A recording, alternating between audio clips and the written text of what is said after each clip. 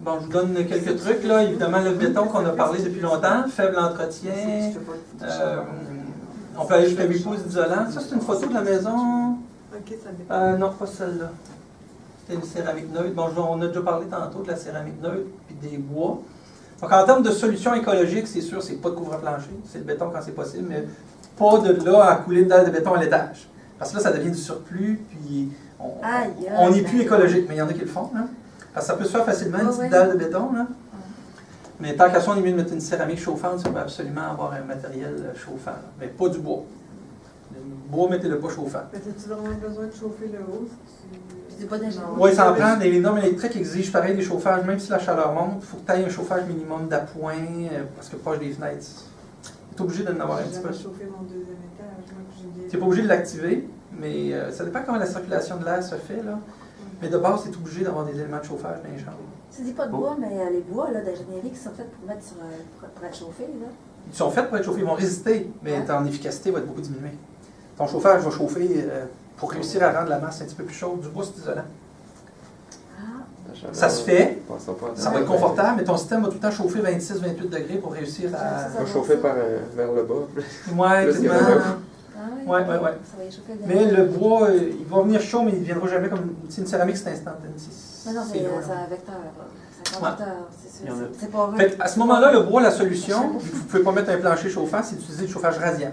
Il existe maintenant des radiants en plainte haute, c'est laid, puis il existe des convecteurs radiants. Au lieu que ça chauffe l'air, c'est un radiant. Fait que ça, c'est bien. Ou encore, vous allez mettre le gyps. Il existe encore des chauffages radiants en plafond. Ça avait disparu à cause de l'assurance, mais ça existe encore. C'est revenu. Mais c'est travaille en dessous des tables, des pieds gelés, hein, mais mais quand le plancher ne peut pas être chauffant, il y a encore moyen de ne pas mettre des plaintes. Mais si vous avez une maison bien isolée, les plaintes ne seront pas grosses. Là. Vous ne mettrez plus 750 ou 1500 watts, là, vous allez mettre 250 watts. Là, la plainte va être tout petite. L'électricien, il va considérer ça, il va considérer... Un technicien, un électricien qui a bien étudié là, dans ses études, il va calculer en fonction de l'isolation de la maison. Ah ouais. Pas juste en fonction du volume. En haut, ça marche pas. Parce que de base, c'est un calcul de volume qu'ils font. Ils disent, il y a tant de pieds, ça prend tant d'électricité. Non, un peu mes murs sont le double d'isolation. Ouais, je pense que c'est vrai. Faut absolument qu'ils soient habilités à ça. Mais tu me dis juste que tu es obligé. Oui, mais si ta maison est plus isolée, c'est une excellente raison de diminuer tes coûts d'achat d'équipement, puis de rénovation, puis d'assurance. Donc, linoléum vient un peu après parce qu'il y a quand même un entretien de base. Maintenant, ils les vendent en tuiles, mais il y a des bonnes marques là, comme Torlis. C'est cher, mais tout est certifié là-dedans. Même s'il y a une plaquette en dessous qui est en plastique recyclé, ou s'il est en MDF, ça va être du MDF sans COV. Donc Torlis, c'est une bonne marque. Puis Torlis, ils vont faire des cuirs recyclés pour des planchers flottants. Ils vont faire des quoi? Du cuir. On peut avoir des planchers en cuir, on peut avoir des planchers en linoléum montés déjà sur ça, mais ça ne sera pas Torlis. Là. Mais ça, normalement, c'est vendu ça en rouleau de 2 mètres. Parce que c'est un produit qui est fait en Europe. Mais ça existe en tuiles cliquables.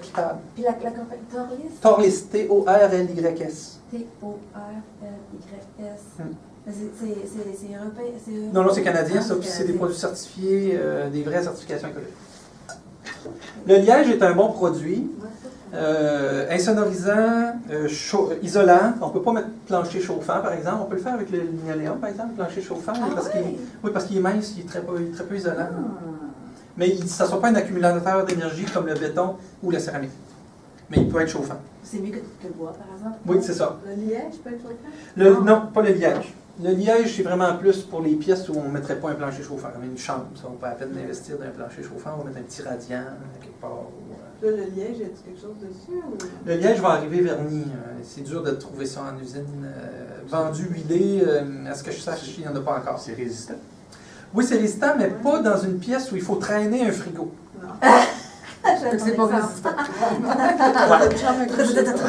Oui, c'est ça. Parce que c'est ça le problème. Mais c'est étonnant, à cause du vernis, là, ça devient moins déchirable. Oui, c'est compact, tellement. Ouais. Mais ça doit être quand même intéressant à marcher. Oui, c'est chaud. Petit isolant. C'est comme marcher sur un petit isolant mince. Oui. C'est confortable, mais il faut faire attention aux motifs, parce que les gros copeaux vont se tanner et ça va se démoder. Si on voit un motif plus feuille, ça va durer plus longtemps à l'œil. Ça se peinture pas? Toute sa peinture. Ouais, mais au plancher, une peinture, C'est ça ne beau. dure jamais très longtemps. Ouais. Puis on est obligé de mettre des peintures à plancher. Fait que c'est Mais un moins vernis écologique. par-dessus. Moi, je mets du vernis par-dessus, puis ça dure des années. Ouais. Mais tant qu'à mettre un produit comme ça, vous ne le peinturez pas. Il Non, va arriver non. puis vernis. Mais ça peut se poser. Bon, là, je vous donne les caractéristiques du bois, pourquoi aller huiler, il existe du bois ciré, etc. Les essences, il faut toujours faire attention aussi à nos essences locales. Si on achète du bois extérieur exotique, non seulement il vient de loin, mais ça peut venir de forêts non certifiées. Donc on ne se trompe pas quand on va avec nos essences d'ici, là. Le merisier, le chêne, l'érable. Si on veut de quoi qui ressemble à du noyer, on peut aller avec du cerisier. On a les mêmes genres de nuances de pâle, mais c'est va aller chercher au plus rouge. Puis c'est du bois local. Mais il faut éviter tous les bois qui ont des noms bizarres. Enfin, évidemment, ils viennent de loin puis ils peuvent être de forêt. Le noyer, c'est très beau, mais malheureusement, ça pousse pas dans nos régions ici. Et le bambou. Le bambou a certes des avantages, mais il n'est pas plus écologique que bien d'autres choses. Oui, il pousse très vite, mais il vient de très loin. C'est rarement exploité dans des forêts certifiées. Oui, ça existe. Il y a vraiment des grosses différences de qualité. Et il y a des entrepreneurs qui ne veulent rien savoir après l'avoir vécu parce que ce n'est pas sablable. Donc, il faut vraiment l'acheter pré-verni, mais le jour où tu vas le rénover, là, les petites fibres, ils retroussent, là, puis tu as beau sabler, il y a tout le temps des petites maudites fibres qui retroussent. Il faut que tu vernisses, puis tu ressables ton vernis pour réussir à enlever le piquant, et tu risques d'avoir à revernir 2 ou 3 fois que le jour où tu vas le rénover. Fait que, une bonne solution serait d'avoir peut-être un bambou huilé, là, mais c'est tellement dur que je ne suis même pas convaincu qu'il va y avoir un fabricant qui va l'huiler. Moi, je l'ai huilé. T'en as trouvé? Ouais. Ou tu l'as huilé? Je l'ai huilé. Sans pénétrer? Pénétré. Oui. Un plancher ou des planches à détruire? Mon îlot comptoir. C'est pas un comptoir? Mon îlot, là. OK. C'est mon Îlot. compte, ouais. OK, tu ça, je... Ouais. Mais bon, Je c'est l'ai très mis résistant, c'est très, très dur. Oui, Mais il y en a qui trouvent ça aussi dur que la céramique, là. Tu sais, quelqu'un qui veut avoir un plancher, il dit, ah, c'est trop dur mes jambes, marcher sur de la céramique, mais mettez pas ça, c'est pareil. Allez-y avec un linoléum, avec... Après l'art, même. Oui, après l'art, mais qu'est-ce qu'il y a qui n'est pas en vinyle après l'art? C'est toutes des dérivés de vinyle. Oui, c'est ça. Fait que les vinyles ne sont pas recyclables, ils dégagent des COV, puis Ouais. c'est tous des produits chimiques pétroliers Ouais, qui ça. vont s'égratigner, se déchirer. Ouais. Et le vinyle, il n'est jamais dans les matériaux recommandés dans une maison écologique. Fait que ici, vous avez tous les avantages et caractéristiques du linoléum. 5,40 du pied carré, excluant l'installation. Et c'est un peu plus cher que du bois.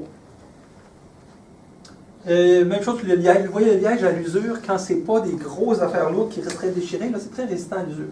Il y a des traces de friction. Là. Je vous donne un peu de documentation là-dessus.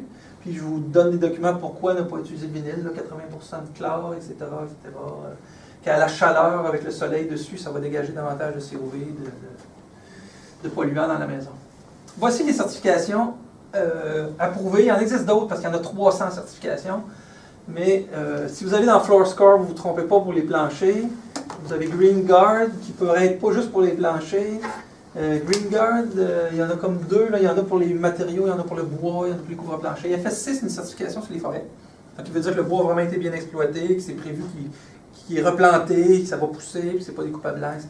Donc, si vous achetez du bois qui a une certification FSC, vous avez un bois vraiment environnemental. Puis vous avez une petite explication des différentes certifications.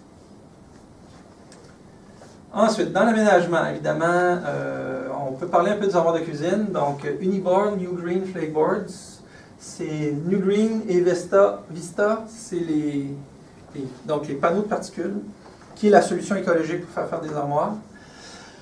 On peut même faire des comptoirs de stratifiés avec la particule New Green en dessous. Mais non seulement il faut le spécifier, mais il faut le penser dans notre design parce qu'ils ne font pas encore plus long que 8 pieds.